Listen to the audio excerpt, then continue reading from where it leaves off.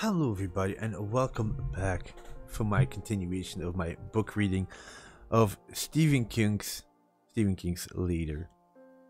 Here we go. So yeah, I see dead people. As far as I can remember, I always have. But it's not like in that movie with Bruce Willis. It can be interesting. It can be scary sometimes. It can be in pain in the ass, but mostly it just is. Like being left-handed, or being able to play classical music when you're like 3 years old, or getting early onset Alzheimer, which is what happened to Uncle Harry when he was only 42.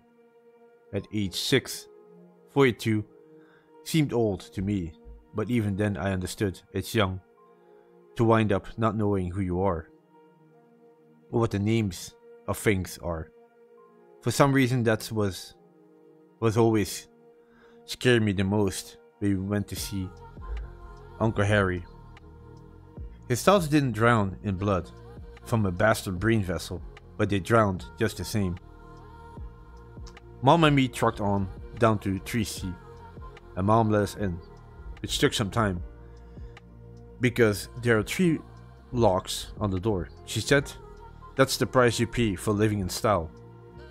We had a 6-room apartment with a view of the avenue. Mom called it the Palace on Park. We had a cleaning woman who came in twice a week. Mom had the Range Rover in the parking garage on 2nd Avenue, and sometimes we went up to Uncle Harry's place in Spionk. Thanks to Regis Thomas and a few other writers, but mostly good old Regis, we were living high on the hog. I didn't last a depressing development I will discuss all too soon. Wait, let me reread that.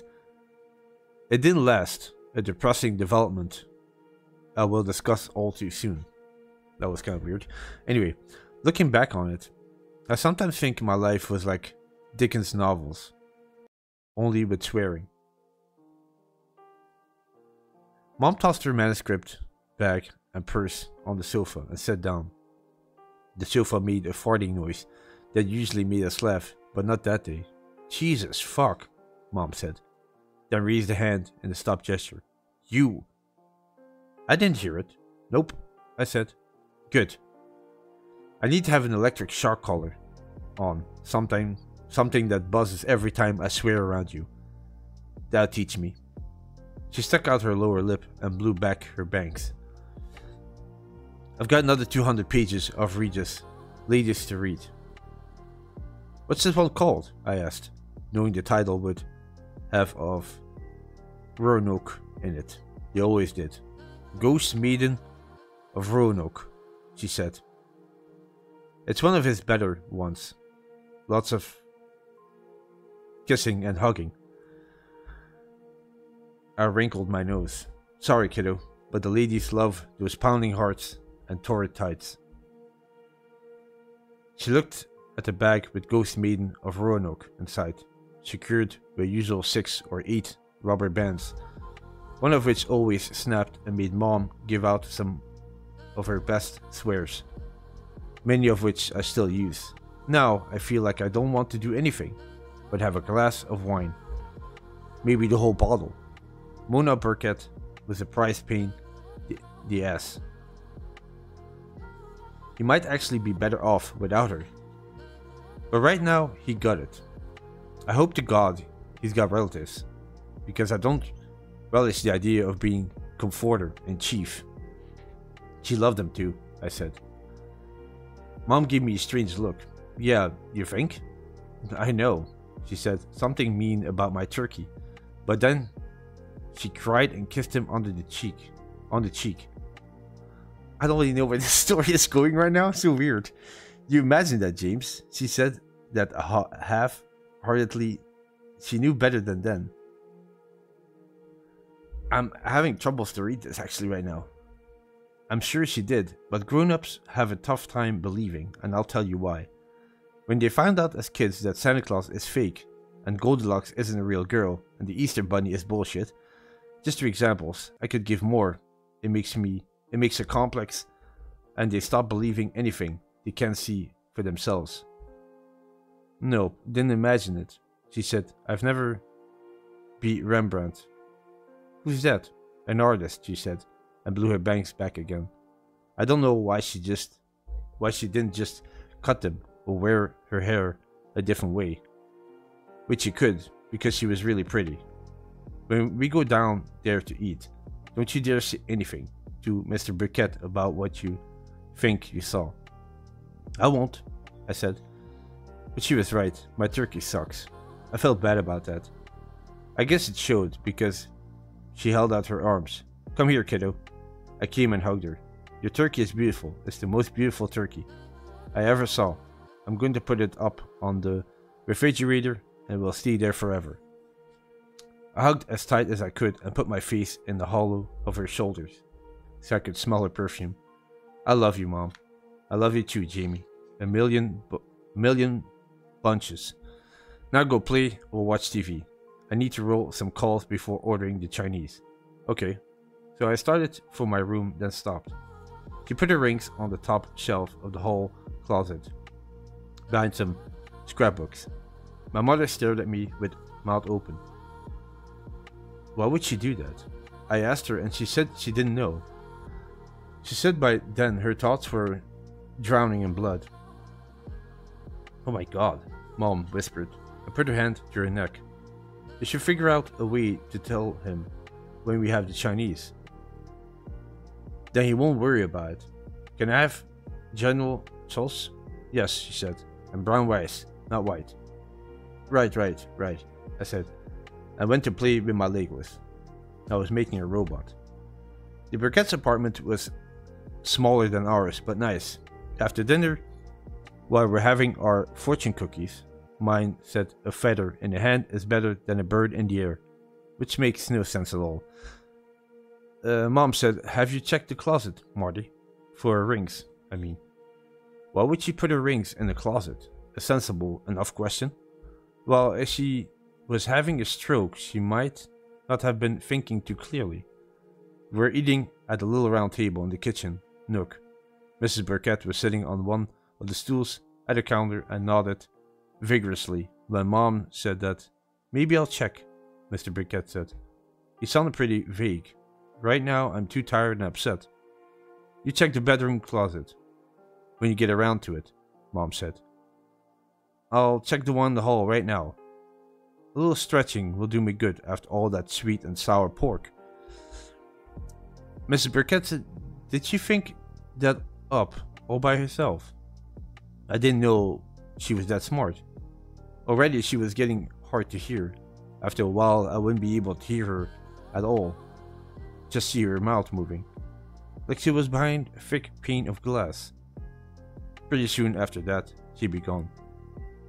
My mom's plenty smart, I said. Never said she wasn't, Mr. Burkett said. But if she finds those rings in the front hall closet, I'll eat my hat. Just then my mother said bingo and came in with the rings on the palm of one outstretched hand. The wedding ring was pretty ordinary, but the engagement ring was as big as an eyeball, a real sparkler. Oh my God, Mr. Burkett cried. How in God's name? I pray to Saint Anthony, Mom said, but cast a quick glance my way and a smile. Tony, come around. Something's lost that must be found. And as you see, it worked. I thought about asking Mr. Burkett if he wants salt and pepper on his hat, but didn't. It wasn't the right time to be funny, and besides, it's like my mother always says, nobody loves a smartass. The funeral was 3 days later. It was my first one, and interesting, but not what you call fun. At least my mother didn't have to be comforter-in-chief. Mr. Burkett had a sister and brother to take care of that. They were old, but not as old as he was. Mr. Burkett cried all the way through the service, and his sister kept handing him Kleenex. Her purse seemed to be full of them. I'm surprised she had room for anything else. That night, Mom and I had pizza from Domino's. She had wine and I had Kool-Aid as a special treat for being good at the funeral. When we were down to the last piece of the pie, she asked me if I thought Mrs. Briquette had been there. Yeah, she was sitting on the steps leading up to the place, where the minister and her friends talked. The pulpit. Could you... She picked up the last slice, looked at it, then put it down and looked at me. Could you see through her? Like a movie ghost, you mean? Yes, I suppose that is what I mean. No. She was all there, but still in her nightgown. I was surprised to see her because she died 3 days ago. They don't usually last that long. They just disappear? Like she was trying to get it straight in her mind.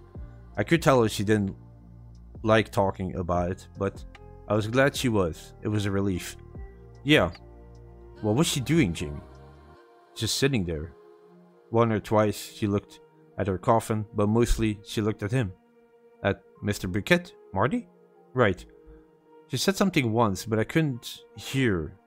Pretty soon after they died, their voices started to fade away, like turning down the music on a car radio. After a while, you can't hear them at all. And then they're gone.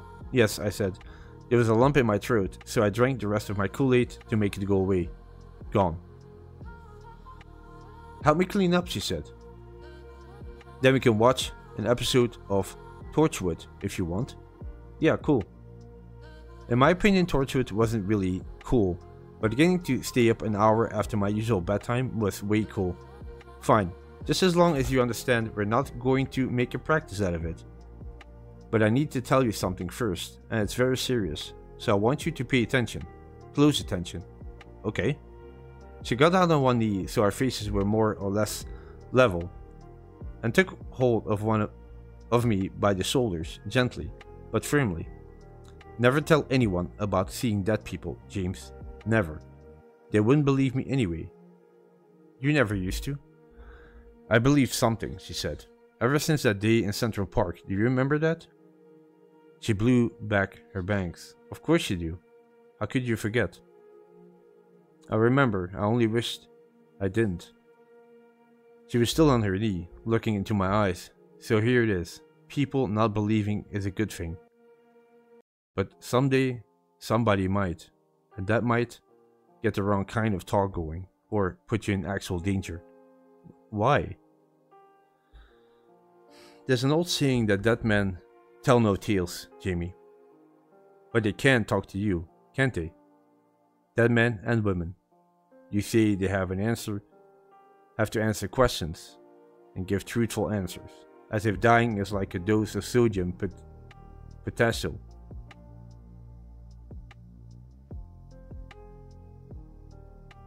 I had no clue what that was. She must have seen it on my face because she said to never mind that, but to remember what Mrs. Briquette had told me when I asked about her rings. So, I said, I like being close to my mom, but I didn't like her looking at me in that intense way. Those rings were valuable, especially the engagement ring. People die with secrets, Jamie, and there are always people who want to know those secrets. I don't mean to scare you, but sometimes a scare is the only lesson that works. Like the man in Central Park was a lesson about being careful in traffic and always wearing your helmet when you were on your bike. I thought, but I didn't say. I won't talk about it, I said. Not ever, except to me, if you need to, okay? Good, we have an understanding. She got up and went into the living room and watched TV. When the show was over, I brushed my teeth, peed, and washed my hands. Mom tucked me in, kissed me, and said, she always said, sweet dreams, pleasant repose, and all the bed and all the clothes. Most nights, that was the last time I saw her until morning. I hear the clink of glass as she poured herself a second glass of wine. Or third. Then Jazz turned way down low as she started reading some manuscript. Only I guess Moms must have an extra sense, because that night she came back in and sat on my bed. Or maybe she just heard me crying, although I was trying my best to keep it on the down low.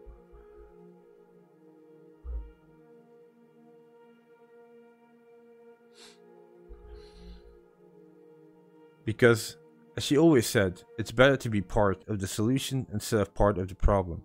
What's wrong, Jamie? She asked, brushing back my hair. Are you thinking about the funeral? Or Mrs. Burkett being there?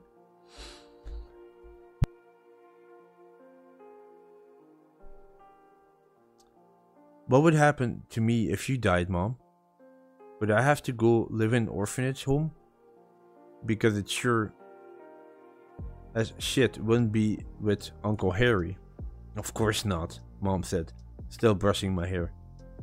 And it's what we call a moot point, Jamie, because I'm not going to die for a long time. I'm 35 years old, and that means I still have over half my life ahead of me. What if you get what Uncle Harry got and have to live in that place with him? The tears were streaming down my face. Having her stroke my forehead made me feel better, but also made me cry more. Who knows why? That place smells bad. It smells like pee. The chance of that happening is so teensy, that if you put it next to an ant, the ant would look like Godzilla, she said. That made me smile and feel better. Now that I'm older, I know she was either lying or misinformed. But the gene that triggered what Uncle Harry had, early onset Alzheimer, swerved around her, thank God. I'm not going to die. You're not going to die. And I think there's a good chance that this peculiar ability of yours will fade when you get older. So, are we good? We're good. No more tears, Jimmy. Just sweet dreams and pleasant response and all the bed and all the clothes. I finished. Yeah. She kissed my forehead and left, leaving the door a little bit open as she always did. I didn't want to tell her it wasn't the funeral that had made me cry, and it wasn't Mrs. Burkett either, because she wasn't scary. Most of them aren't. But the bicycle man in Central Park scared the shit out of me. He was Gucci.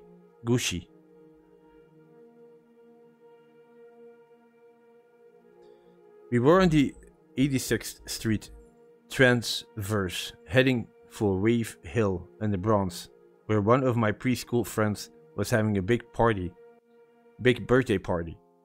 Talk about spoiling a kid rotten, Mom said. I had my present to give Lily in my lap. We went around the curve and saw a bunch of people standing in the street. The accident must have just happened. A man was lying half on the pavement and half on the sidewalk, with a twisted up bicycle beside him. Someone had put a jacket over his top half. His bottom half was wearing black bike shorts with red stripes on the sides, and a knee brace, and sneakers with blood all over them. It was on his socks and legs too. We could hear approaching sirens. Standing next to him was the same man in the same bike shorts and knee brace. He had white hair with blood in it. His face was caved in right down the middle. I think maybe from where he hit the curb, his nose was like in two pieces. And so was his mouth. Cars were stopping and my mother said, "Close your eyes." It was the man lying on the ground she was looking at, of course. "He's dead." I started to cry. "That man is dead." We stopped. We had to, because of the others. The other cars in front of us. "No, he's not," Mom said. "He's asleep, that's all. It's what happens sometimes when someone gets banged hard. He'll be fine. Now close your eyes." I didn't. The smashed up man raised a hand and waved at me. They know when I see them. They always do. "His face is in two pieces." Mom looked again to be sure, saw the man was covered down to his waist, and said, "Stop scaring yourself, Jamie. Just close your..." "He's there." I pointed. My finger was trembling. Everything was trembling. Right there, standing next to himself. That scared her. I couldn't tell by the way her mouth got all tight. She leaned on her horn with one hand. With the other, she pushed a button that rolled down her window and started waving at the cars ahead of her. "Go!" she shouted. "Move! Stop staring at him, for Christ's sake! This isn't a fucking movie." They did, except for the one right in front of her. That guy was leaning over and taking a picture with his phone. Mom pulled up and bumped his fender. He gave her the bird. My mother backed up and pulled into the other lane to go around. I wish I'd also given him the bird, but I was too freaked out. Mom barely missed a police car coming the other way and drove for the far side of the park as fast as she could. She was almost there when I unbuckled my seatbelt.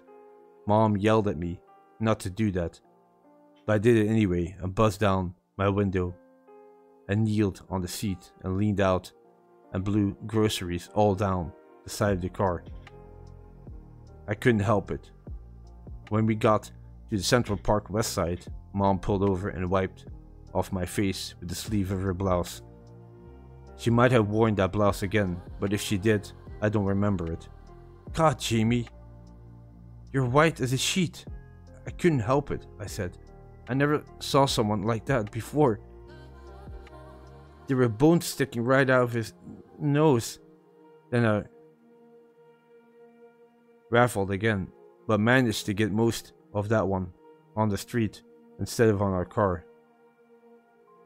Plus, there wasn't as much. She stroked my neck, ignoring someone, maybe the man who gave us the finger, who honked at us and drove around our car. "Honey, that's just your imagination." He was covered up.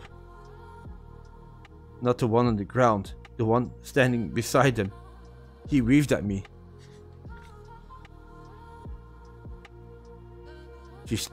She stared at me for a long time, seemed like she was going to say something, then just buckled my seatbelt.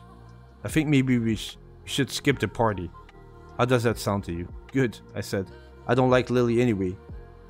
She sneaky pinches me during story time."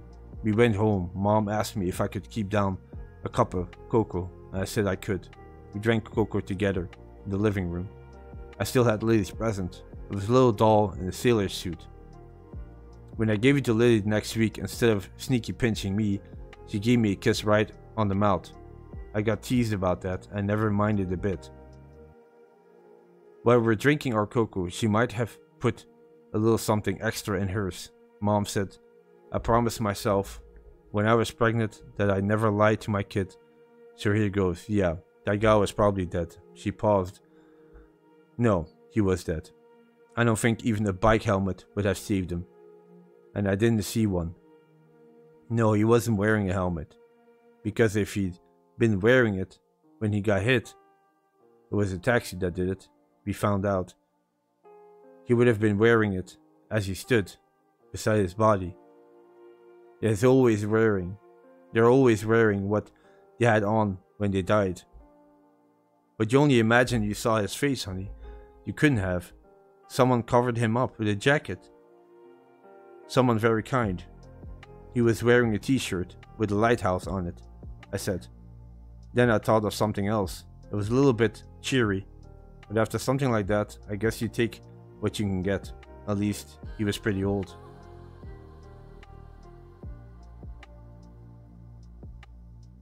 "Why you say that?" She was looking at me oddly, looking back on it. I think that was when she started to believe, at least a little bit. His hair was white, except for the parts with the blood in it, that is. I started to cry again. My mother hugged me and rocked me, and I went to sleep while she was doing it. I tell you what, there's nothing like having a mother around when you're thinking of scary shit. We got the Times delivered to our door. My mother usually read it at the table in her bathrobe while we eat breakfast, but the day after the Central Park man, she was reading of her manuscript instead. When breakfast was over, she told me to get dressed and maybe rewrite the circle line. So it must have been on a Saturday. I remember thinking it was the first weekend the Central Park man was dead in. That made it real all over again. I did what she did. I did what she said. But first, I went into her bedroom.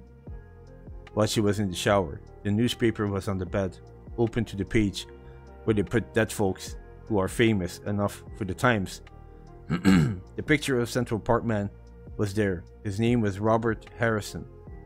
At 4, I was already reading at the 3rd grade level. My mother was very proud of that.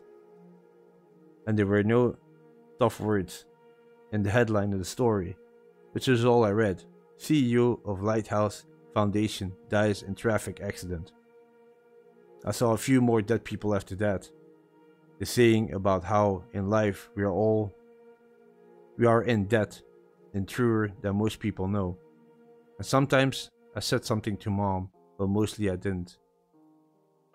Because I couldn't see it upset her.